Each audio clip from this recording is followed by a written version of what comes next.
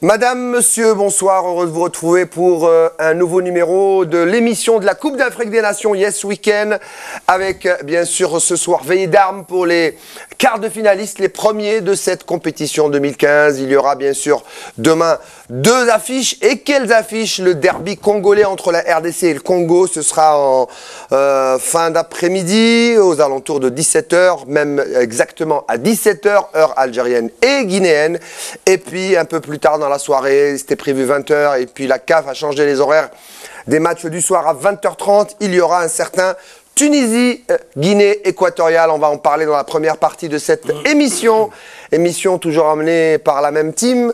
Nordin Saadi, le coach de l'émission, est avec nous ce soir, frais, dispo et reposé avant ces quarts de finale. Salut Nordin. Salut, bonsoir tout le monde et bonsoir ceux qui nous regardent parce qu'on m'a fait le reproche de ne pas les saluer. Ah si, on les salue, et bien, vous pouvez aussi les saluer.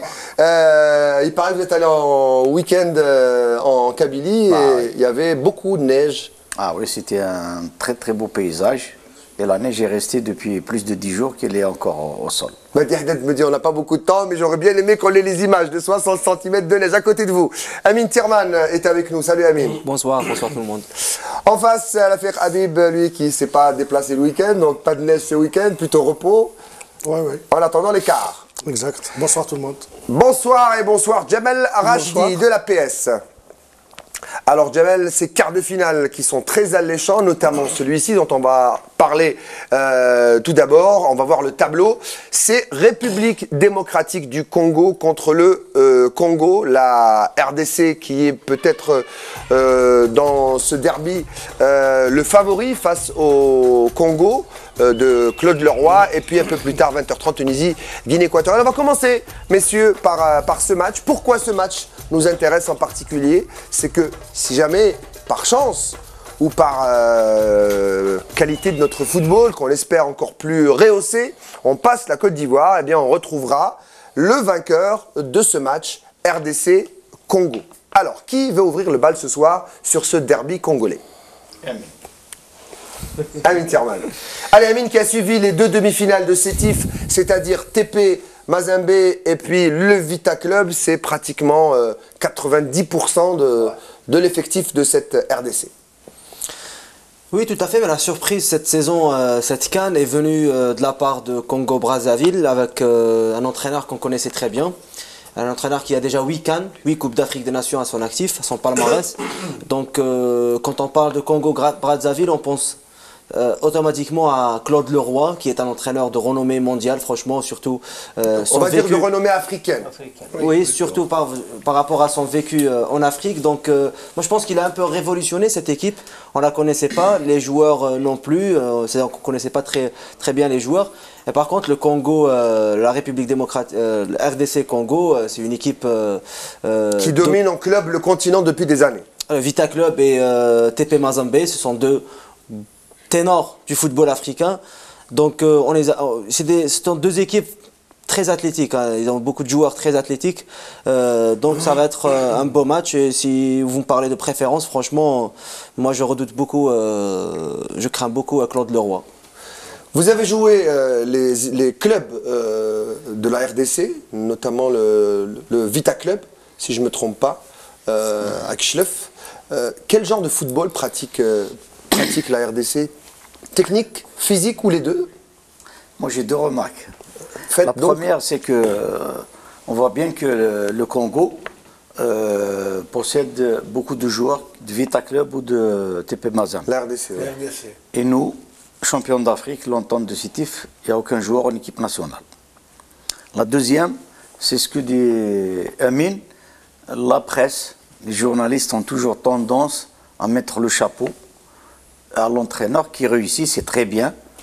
Mais moi je veux dire par là que l'entraîneur, c'est pas lui qui fait l'équipe. Si réellement c'est toujours l'entraîneur qui fait l'équipe, pourquoi n'a-t-il pas réussi dans l'autre Congo? Il n'a pas tardé, il n'a pas réussi. Ça veut dire que les ingrédients ont pris à Brazzaville et c'est là qu'il a trouvé une écoute. Parce que le roi, que je respecte beaucoup, il a une stratégie, il base tout sur la confiance et sur la tactique. Donc il a trouvé preneur, il a trouvé des jeunes qui l'ont écouté il l'a réussi. Le genre de football, c'est un football alléchant qui peut se jouer sans être emprisonné dans un seul schéma. Il peut varier entre la manière de jouer, comme joue l'équipe d'Algérie, c'est-à-dire balle à terre, comme ils peuvent jouer à l'anglaise. Messieurs les journalistes interpellés par Nordine Saadi, votre avis sur cette RDC Congo? C'est franchement une belle affiche. On ne s'attendait pas à ce match. D'abord parce que ce ne sont pas de grands habitués à ce stade de la compétition. Je parle surtout du Congo, qui est absent de la Coupe d'Afrique depuis 16 ans, je pense. Ce sont deux anciens vainqueurs. Là, on l'oublie. Le Congo-Brazzaville aussi a gagné une fois la Coupe et le RDC 2 fois. Et ils font partie des 8 meilleures équipes africaines. Voilà, pour l'instant. Exactement. Donc c'est un choc, c'est un derby comme on dit. J'ai entendu beaucoup de commentaires. Les gens parlent mettre le dos de la séparation, plutôt la séparation sur le dos de la politique. Donc je tiens à rectifier. Le Congo et le RDC, c'est pas la politique qui les a séparés. Donc historiquement, le Congo était une colonie française et la RDC plutôt une colonie belge. Ce qu'on appelait le Congo belge. Voilà, le Congo belge. Ces deux pays séparés géographiquement par un fleuve, donc automatiquement il y a eu deux pays. Donc ça n'a rien à voir avec la Corée du Nord et la Corée du Sud ou les deux Yémen d'il y a quelques années. Pour revenir au football, je pense que effectivement, on retient Claude Leroy qui a de l'expérience des Coupes d'Afrique. D'ailleurs aujourd'hui il y a eu une réponse bien amusante de l'entraîneur de l'RDC qui est local, c'est-à-dire il est congolais. Qui est l'entraîneur de Vita Club, Ibenge. Voilà, et il a dit oui, effectivement Claude Leroy il a de l'expérience en Afrique, mais j'ai plus d'expérience que lui en Afrique, je suis africain. Donc un petit peu pour le pronostic et le football, bon, je pense que Nordine Saadi a bien résumé la situation. Leurs football sont un peu connus. Et voilà, Claude Leroy. Voilà. Pour le score, je n'ose pas y mettre de score, je ne sais pas. Franchement, avant de passer à Djamel, votre préférence pour l'Algérie? Pas de pour l'Algérie. Oui. Je préfère l'RDC pour l'Algérie. RDC. Ouais. Djamel Rajid. Moi, contrairement à ce qu'a dit Rafik, moi je ne suis pas une grande affiche. Honnêtement, c'est pas une grande affiche. C'est une belle affiche, pas une grande affiche. C'est un derby. C'est le caractère derby. C'est le caractère derby. J'ai commencé par dire, c'est une surprise. C'est le caractère derby beaucoup plus qui entoure qui donne à cette rencontre un cachet un peu particulier. Mais on le savait, Djamel, il y avait deux petits groupes et puis deux groupes de la mort. Donc on savait qu'il n'y avait pas. Oui, mais si on au pronostic qui était déjà établi dès le départ, on n'aurait pas retrouvé peut-être le Congo démocratique ici. Le Burkina Faso était supérieur en termes d'histoire au niveau de la CAN. Bon, ça a été une grande surprise d'abord de se mettre en premier comme tête d'affiche. C'est aussi le cas de la RDC. Elle est passée vraiment sur un fil. Donc voilà, mais le RDC est habitué effectivement, même avec Claude Leroy, ils sont déjà passés en quart de finale, je pense 2 fois, si mes souvenirs sont bons, 2 fois. Donc ils ont un peu plus d'expérience. Mais ce qui va faire peut-être la différence, c'est que Claude Leroy connaît très bien l'équipe de la RDC.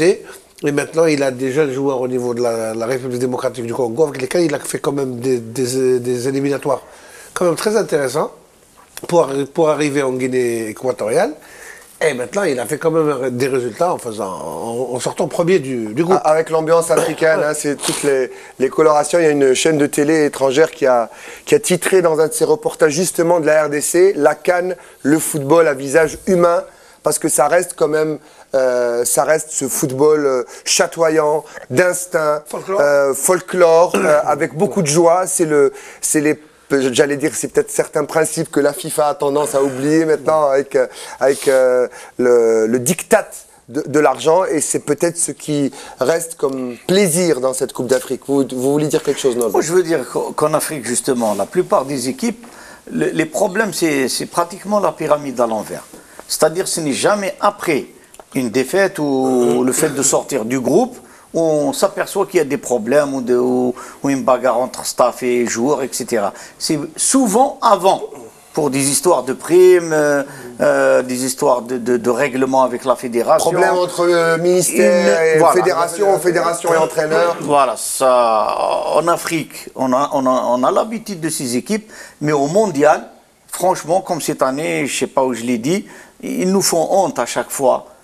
Malheureusement pour vous, pas ici, donc on n'a pas dû l'entendre parce qu'on est plutôt écouté ici sur Dzaï. Alors on va passer Mehdi Haddad qui me bouscule dans l'oreillette parce que ça crie très fort. Alors on va passer à la deuxième demi-finale qui elle intéresse le challenger ou le sparring partner de l'Algérie avant cette CAN, la Tunisie, qu'on pourrait retrouver en cas de figure, messieurs, en finale, si je compte bien, en cas de qualification jusqu'en finale.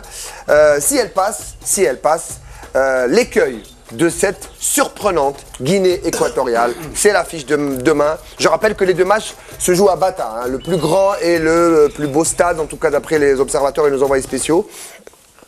Ce Tunisie, Guinée équatoriale, rapidement messieurs, j'avais senti des pronostics plutôt tunisiens autour de cette table. Je ne sais pas si les avis ont changé, à part Jamel. Non, moi j'ai bien dit avant que la Tunisie, si elle refait le même match que contre la RDC, c'est-à-dire sur le plan physique, elle va flancher et elle va avoir une mauvaise surprise avec la Guinée équatoriale qui sera soutenue par son public, qui aura l'avantage du terrain, soutenue par un public et qui pourrait bénéficier aussi d'un coup de pouce. Allez-y. De l'arbitrage. Non, c'est l'autre inquiétude de Gourcuff, oui. La pelouse et l'arbitrage africain. Amin Tierman. Non, il faut rappeler encore une fois que la Tunisie, d'après Nordi Saadi, possède un joueur qui pourrait faire. Il s'appelle comment? Il s'appelle comment, cher Arjaibi. Arjaibi. Non, qui ne jouera pas. Comme Moussasso, on a parié sur Moussasso. Allez, les paris sont lancés. Jouera pas demain, Arjaibi. On ne le connaît pas, nous on le connaît pas. Moi, je vote pour. J'aime pas les pronostics, mais c'est impossible que la Guinée puisse gagner la Tunisie. Allez, notre sponsor va vous offrir un cadeau si jamais vous gagnez votre pari. Non, et là, je m'adresse au sponsor. Si jamais. Alors là, s'il marque et il fait la décision, franchement, je vous laisse ma place. J'en ai pas besoin. L'affaire Habib. Non, moi j'ai voté Tunisie, ça fait quelques jours et je reste sur ma position. Oui, merci. Non, le cœur, c'est la Tunisie. Voilà. c'est clair. Non, c'est pas une cœur. Non, je veux un jugement technique, tête. pas un jugement sentimental. Non, c'est pas un jugement sentimental, je parle football. La Tunisie ne peut pas rater un tel match. La Tunisie telle qu'on la connaît, c'est-à-dire avec des joueurs froids qui ne répondent pas à la provocation. Et pour cet homme aussi qu'on voit à l'image, oui, Mr. George qui a été notre invité à Del Rio. Et puis à Mr. George, à qui on ne la fait pas, hein, il n'est pas tombé c'est pas que, il a été victime de ce qu'on a appelé plus tard la filière belge de Rawarawa. Il est venu avec une certaine naïveté qu'il a. Mais il a prouvé avec cette équipe de Tunisie. Mais il a qualifié d'équipe. Je lui ai parlé au téléphone avant le match amical de l'Algérie en lui disant bonne chance, Mr. George, vous pouvez aller loin avec cette équipe. Il me dit non, elle n'est pas si forte que ça, j'essaye de faire un bon travail, c'est des jeunes, c'est une équipe assez moyenne. Ouais. Il m'a dit si je passe le premier tour, c'est déjà un bon résultat pour moi. Donc déjà pour lui, il a fait un bon boulot. Même les Tunisiens, au départ, ils ne croyaient pas beaucoup. Mais depuis le dernier match des poules, il y a une certaine pression quand même en Tunisie, d'après la presse tunisienne, qui croit maintenant, désormais, qui croit en... On devient gourmand. La presse, c'est comme ça. C'est exactement ça, c'est exactement ce qui devient gourmand. Est-ce qu'on peut regarder cette image? Allez-y, commentez. Les gens qui sont au milieu, c'est qui? Il y a le président de la fédération, il y a l'entraîneur, il y a pas mal de gens du bureau fédéral et tout le staff. Oui. Je pense que c'est une très belle initiative. Nous n'avons pas ce genre de photo. Oh, nous connaissons. On a cette photo officielle. Pas comme ça. Si, comme ça. Si. Ah oui. Ouais. Je la montre prochainement, promis. Pas avec les membres du bureau. Alors, il va me tuer, non, ça dit, il faut que j'y arrive. Allez, j'enchaîne. Votre pronostic, messieurs, pour ce Tunisie-Guinée équatoriale à l'affaire. Tunisie. Non, moi, surprise. Je le dis, je le redis. Si c'est le cœur, naturellement, c'est la Tunisie. Mais la Guinée équatoriale aura un avantage certain sur l'équipe de Tunisie.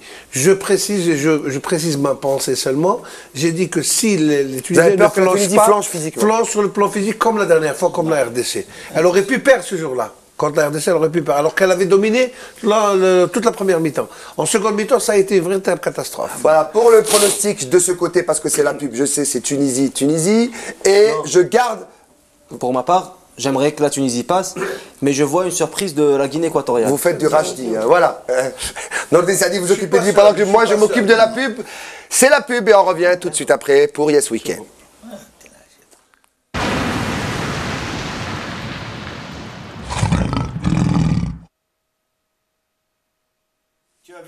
Ça papote pendant la pub, je ne peux pas les faire taire. On va revenir, messieurs, sur la deuxième partie de cette émission qui concerne bien sûr l'Algérie qui se prépare à son quart de finale. Ce sera dimanche 20h30 au stade de Malabo avec aujourd'hui un léger entraînement le matin. On va le voir sur les images que va nous montrer Madi Haddad. On soigne encore les bobos parce qu'il y a des bobos. Voilà, Slimani qui s'étire un petit peu. D'après les dernières informations qui nous viennent, messieurs, de Malabo, il est out. Il est out pour le match face pour la Côte d'Ivoire et on essaye de le retaper en cas de qualif face à une équipe ivoirienne. On parlait tout à l'heure de changement d'hôtel. Que nenni, eh bien les deux équipes sont toujours dans le même hôtel. Voilà un joueur qui court et qui fait plaisir à l'affaire Habib, c'est Fourouli, si je vois bien. Oh, c'est plutôt Kasri, voilà, je vois bien. Et alors, messieurs, à votre avis, l'équipe type qui a passé ce cap du premier tour, sera-t-elle relancée au moment où on voit la séance muscu de la sélection? Parce que ça sera la même équipe. Il va jouer avec la même équipe que contre le Sénégal. Il n'y aura pas de changement. Les mêmes défenseurs. Soudani en pointe, Mahrez sur le côté. Ouais, sauf que Mahrez est le meilleur joueur du match. Soudanais qui refuse de jouer en pointe, hein, il faut le préciser, comme l'a expliqué Gourcuff.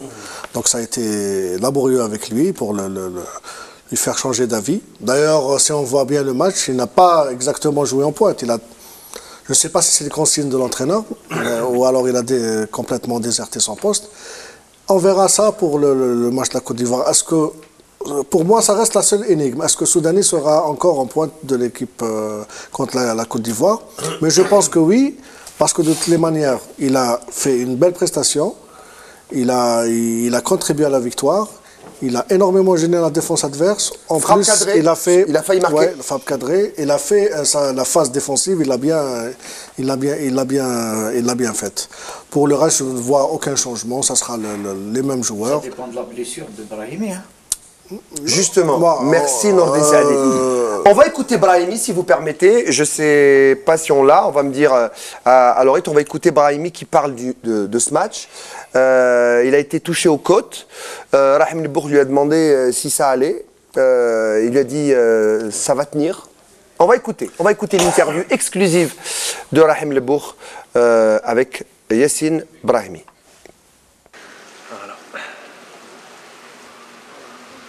Yassine, donc la qualification acquise maintenant.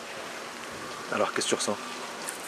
Déjà beaucoup de soulagement. C'est vrai que c'était une chose qu'on souhaitait énormément. C'est vrai que ça n'a pas été facile. Voilà, avant la Coupe d'Afrique, on savait que ça allait être dur avec l'Afrique du Sud, le Ghana et le Sénégal. Donc voilà, jusqu'au bout, c'était compliqué. C'est vrai qu'on a terminé sur un gros match face au Sénégal. Et voilà, maintenant, alhamdoulilah, on a atteint notre premier objectif. Voilà, maintenant c'est vrai qu'on a un match très compliqué dimanche, mais voilà, on espère que ça se passera bien pour aller le plus loin possible, Inch'Allah. Ouais. Tu penses qu'une fois contre la Côte d'Ivoire, si vous passez contre l'Ivoire, tu penses que le chemin est ouvert ou ça va être encore compliqué? Non, c'est sûr que je pense qu'on aura passé un très très gros morceau parce que voilà, pour moi, la Côte d'Ivoire est une des meilleures équipes d'Afrique, voire la meilleure équipe d'Afrique, surtout individuellement. Donc voilà. C'est sûr qu'on ne peut pas dire si on bat la Côte d'Ivoire qu'on gagnera la Coupe d'Afrique, mais voilà, on aura beaucoup plus de chance. Ouais. Et toi, en tant que joueur, et puis avec ce qui s'est passé là contre le Sénégal, au niveau de tes côtes, tu te sens mieux? Ouais, non, franchement, c'est vrai que j'ai eu un peu peur, surtout sous le choc, parce que j'avais très très mal. Voilà, aujourd'hui, ça va mieux, alhamdoulilah. Voilà, j'ai passé des radios, il n'y a rien de cassé, donc il n'y a rien d'important et voilà. Inch'Allah, je pense que j'aurai récupéré d'ici dimanche. Inch'Allah. Tu te sens donc tu seras prêt donc pour dimanche pour faire un petit match tranquille contre la Côte d'Ivoire? Ouais, bien sûr. Si le coach fait appel à moi, bien sûr que je répondrai présent et voilà et je donnerai tout, je ferai le maximum que l'Algérie se qualifie en demi-finale. Ok. On passe juste à une deuxième séquence qui n'a rien à voir avec on va dire le groupe. Juste, je voulais te parler d'un gars, Magid. Magid, il fait 2 matchs contre le Ghana et contre le Sénégal. Il revient de loin quand même, ça fait 6 mois qu'il n'a pas joué. Là il joue, donc qu'est-ce que tu penses des prestations de Magid là? Ouais, c'est vrai que je pense pas beaucoup de monde misait sur lui, même si moi personnellement, voilà, j'ai jamais douté de lui. Voilà, je savais que quand on ferait appel à lui, il répondrait présent de la meilleure manière. Donc voilà, là il l'a prouvé de très très belle manière en faisant de super matchs. Donc voilà, c'est un élément plus qu'important pour nous, que ce soit sur le terrain ou en dehors du terrain. Voilà, on a entendu Brahimi. Un petit mot d'abord quand il parle de Bouguera. Souvenez-vous, quand la liste des 23 est sortie, je vous le rappelle parce que certains l'oublient, on a dit il a ramené un capitaine, un homme des vestiaires, quelqu'un qui va chauffer l'équipe, qui va être leur grand frère et qui ne va pas jouer, et qui prend la place d'un autre joueur. Et finalement Bouguera n'est pas l'homme des vestiaires ou l'écho de Gourcuff, mais une pièce maîtresse de la sélection. Moi et Sadi, on y a cru. Non, mais ça a été dit, vraiment, ça a été dit. Bien sûr, non, parce que dans l'esprit de Magid, c'était pas comme ça. Ouais. Magid était prêt à jouer. Au contraire, il voulait jouer. Il voulait pas dire, moi je peux être titulaire. C'est pas quelqu'un qui peut, il n'a pas à le dire. Il est discipliné, etc. Mais à l'intérieur de lui-même, il savait très bien qu'il pouvait tenir son rôle et qu'il avait hâte de le faire. Et ça le démangeait. Il a dit, j'ai été patient. Sur le plan physique, il n'était pas au top au départ, il faut le reconnaître. Nous avons, le match contre l'Éthiopie, si vous vous rappelez, quand il est rentré, ça a été vraiment une véritable cacophonie. On parle de l'avant Coupe d'Afrique. On parle de sa forme maintenant. Mais à l'époque où il voulait jouer aussi, peut-être qu'il voulait jouer. Non, maintenant c'est clair. C'est clair qu'il a perdu beaucoup de poids.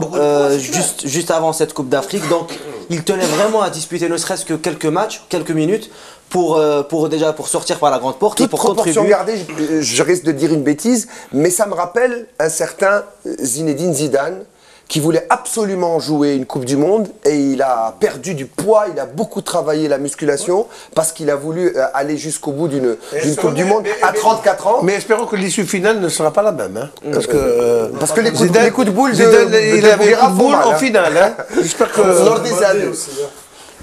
Moi j'ai dit ce que j'avais à dire sur Bougui, c'est-à-dire au vu de ce qu'il a réalisé, ce serait dommage qu'il arrête. En principe. C'est ce qu'a dit Brahimi. Hein. Oui, il peut continuer. Mais en principe, la fédération ou l'entraîneur surtout devrait refuser sa démission. Et lui trouver un vrai club, surtout. Non, parce que c'est pas le cas. Il peut toujours trouver un club. Lui, il rêve de finir à Glasgow, si j'ai bien compris. C'est ça. Au vu du match, il peut jouer. Glasgow sont en 3e division. Alors, on va enchaîner avec un joueur, vous l'avez vu tout à l'heure à la salle de muscu, et vous étiez étonné de voir qu'il était en forme, c'est Slimani. On va voir son entraînement aujourd'hui. Mehdi Haddad et Hicham Zeriwan vont nous montrer ces images d'entraînement en solo. Voilà, il a fait de la muscu et là, il s'entraîne un petit peu en solo, il se ménage un petit peu. Nordine, est-ce qu'on peut s'entraîner comme ça et pas forcément être d'attaque? Parce que avoir des pointes de vitesse face à la Côte d'Ivoire, c'est plus violent que ça quand même. Moi je pense que s'il fait déjà ça, c'est qu'il est rétabli sur le plan blessure. Anatomiquement, il doit pas avoir une déchirure. C'est clair. Peut-être un hématome qu'on doit encore résorber. Mais on ne peut pas faire des skipping, des... Et regardez comment il le supervise, Gourcuff. Tout ça, s'il avait vraiment... Il tient beaucoup à Slimani. Regardez comment il le regarde. Regardez comment il suit cet entraînement en solo. Bien sûr.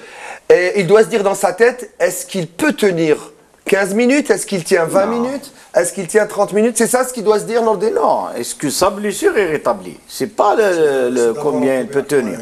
C'est est-ce que sa blessure est rétablie? Très sincèrement, avec ces exercices, moi je pense que c'est rétabli et je pense qu'il va jouer. Des images signées Chouka, Mohamed Milani, je le rappelle.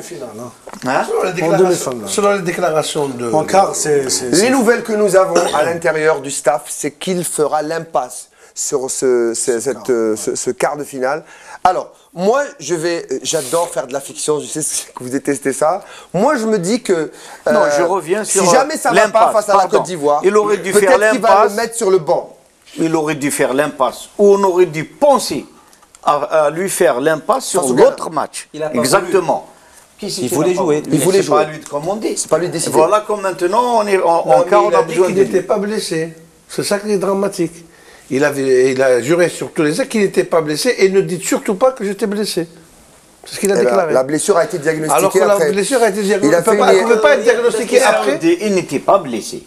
Mais lui, il était au rouge. Sur le plan physique, Voilà, il était au rouge et la blessure- Et nous, les entraîneurs savent que quand quelqu'un est au rouge, il faut pas le mettre. Si tu as 2 voitures et tu as une au rouge, tu la laisses au garage. Alors, l'hypothèse, c'est que Slimani ne joue pas si on arrive à gérer ce match. Et puis, si on a besoin de marquer un but, peut-être qu'il reste sur le banc et Gourcuff va tenter de le mettre dans les dernières minutes. C'est peut-être une stratégie. Un joueur que moi, vraiment, j'aimerais voir jouer en sélection. On dit beaucoup bien de lui, on dit qu'il va très vite, qu'il défend bien. C'est Kassi. Kassi, lui aussi, qui a livré et qui s'est livré à Rahim Lebourg. En quelques mots, il parle de son intégration, de ses premières sensations en sélection et de cette première Coupe d'Afrique des Nations. On écoute le défenseur de Metz.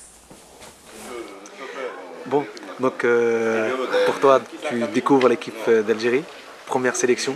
C'est ça. Qu'est-ce que tu as ressenti en rentrant sur le terrain? Non, mais déjà, beaucoup de fierté. Ça fait toujours plaisir d'honorer sa première sélection. Et surtout sur ce match-là. Donc, en plus, c'était un bon match de la part de notre part. Et voilà, moi, après, le coach, il a fait appel à moi pour défendre, on va dire. Il m'a dit de fermer un peu le côté gauche. Et donc, moi, j'étais très heureux et surtout très fier de porter ce maillot et d'honorer cette première sélection. Ouais. Donc, voilà. Est-ce que tu as eu ta famille après le match? Ouais, bien sûr, ouais. J'ai eu un peu ma famille et ils étaient très contents. Et c'est un peu, si c'est ça, un peu l'honneur de la famille, c'est positif, donc voilà. Alhamdoulilah. Alhamdoulilah. Voilà donc Kassi qui sera peut-être lui aussi injecté dans ce match en fin de partie. Peut-être si on mène, tout dépend du scénario de ce match. Si Gourcuff veut fermer derrière, comme on dit, ou Il cadenasser. a déjà fait son baptême de feu. C'est ce qu'il a fait voilà, la dernière fois. Ouais, on va c'est- parler de Côte d'Ivoire rapidement avant la fin de cette émission. On l'a vu se qualifier face au Cameroun, un petit but à 0. Aujourd'hui, l'entraînement, d'après nos espions que sont Rafiq Anniq et Fodel Hafid, l'entraînement s'est déroulé à Ribola, le stade réplique. Il était 17h, voilà, on voit la prière rituelle avant l'entraînement. 15 minutes pour la presse. Donc voilà, ça c'est pour la galerie. Je croyais que c'était la prière qui durait 15 minutes. non, 15 minutes pour la presse. Il y a eu 22 joueurs qui se sont entraînés aujourd'hui, notamment Kolo Touré, qu'on disait blessé. Seulement Cher Dioté de Newcastle, Smaïl Diamanté de Saint-Etienne, eux, ont fait l'impasse sur l'entraînement. Demain, ce sera le dernier entraînement pour les hommes d'Hervé Renard. Quelle stratégie Renard va-t-il adopter face à l'Algérie? Je me retourne vers notre coach qui aime bien scanner la tête des joueurs. Mais si vous deviez scanner celle de Renard, qu'est-ce que vous y trouverez? J'attends la réponse avec impatience, vous ne pouvez pas imaginer. Non. Un corbeau? On va trouver un corbeau. Non, je ne chasse pas. Vous allez dire que vous ne le travaillez pas, mais c'est... mais exactement. comment peut-il jouer l'Algérie? Comment doit-il préparer son équipe? Si vous étiez coach de la Côte d'Ivoire. Non, il n'a pas d'autre choix que de jouer en fonction de notre équipe. Et notre C'est ce que veut Gourcuff, il veut adapter son jeu à l'adversaire. Moi, je pense que la Côte d'Ivoire va agir en contre-attaque. Parce que nous, notre entraîneur ne va pas changer sa manière de jouer. Donc, il va certainement les acculer et la Côte d'Ivoire va jouer en contre-attaque. En contre-attaque. Messieurs, je voudrais vous poser une question. Gourcuff n'a pas l'habitude de jouer comme ça. Est-ce qu'il va y avoir un dispositif Kolo Touré ou un dispositif anti-Gervinho? Non. Ni Non. l'un ni l'autre. Ni l'un ni Ni l'autre. l'un ni De toute l'autre. façon, la défense, c'est une défense de zone. Donc, Ni l'un ni l'autre. les joueurs seront pris chacun dans sa zone. Gourcuff ne va pas déroger à la règle, il va jouer exactement de la même manière. Bon, quand je dis de la même manière, le dispositif. Maintenant, c'est clair qu'il y aura des... Il faudra qu'il mette un casque, Gervinho, hein, parce que Mandy, il va. Oui, bon, c'est clair qu'il y aura quelques dispositions que peut-être nous, on verra pas. Mais il y aura sûrement une disposition pour, justement, si la Côte d'Ivoire précède par des contres, ils sont très rapides. Donc il faut préparer ça. Il ne faut pas que le match se déroule comme celui contre l'Afrique du Sud, où les Sud-Africains jouaient dans le dos de la défense algérienne et on a trouvé beaucoup de difficultés. Bon, ça sera très difficile parce que c'est des joueurs très rapides, avec deux ailiers très rapides, Gervinho et Gradel, meilleur buteur pour le moment avec 2 buts. Avec l'expérience de Yaya Touré au milieu, qui est l'homme orchestre de cette équipe. Et l'intelligence aussi de Kolo Touré. Et puis il y a Kolo Touré, donc tout ça, c'est quand même des joueurs d'expérience, de grosse individualité. Donc il y aura des dispositions, tout en restant avec la même intention, c'est-à-dire attaquer. C'est presque la fin, pour ne pas dire la fin de l'émission, messieurs, la clé du match face à la Côte d'Ivoire. Est-ce qu'il faut mener au score ou courir derrière le score? Non. Mener au score et les prendre dans la gorge comme on a fait avec le Sénégal. Et je crois que c'est la meilleure formule c'est la formule que va adopter Christian Gourcuff pour essayer de prendre le large dès le départ et maintenir un petit peu le résultat par la suite. Moi, je pense que toute l'équipe s'est équilibrée. Elle s'est équilibrée surtout grâce au retour extraordinaire de Taider en premier et de Bentaleb en deuxième. Si les deux jouent, ils ont constitué une très bonne base de construction, de lancement. Et ils se retrouvent souvent en position de marquer. Mais aussi un très bon abattage. On a vu combien de buts à sauver, à empêcher dans les 18, Taider ou Bentaleb. Donc ces deux, s'ils refont le match du Sénégal, on gagne. On gagne, bien sûr. Code clé. De toute façon, les Algériens sont bons quand on marque dès le départ. Après le but, s'il y aura but, Inch'Allah, il faudra faire très attention à la vivacité des attaquants de la Côte d'Ivoire. Ceux qu'a cité Rafik Habib, en plus de Wilfried Bony, qui vient de signer à Manchester City avec un montant de 34 millions d'euros, ça veut dire que c'est un grand attaquant. Donc, je crois pas. Moi, je crois pas ni aux zéros, ni aux individualités. Je crois à l'esprit de groupe. Et le collectif. Et le collectif. La force de l'équipe algérienne maintenant, c'est son collectif. Et son esprit. Sur le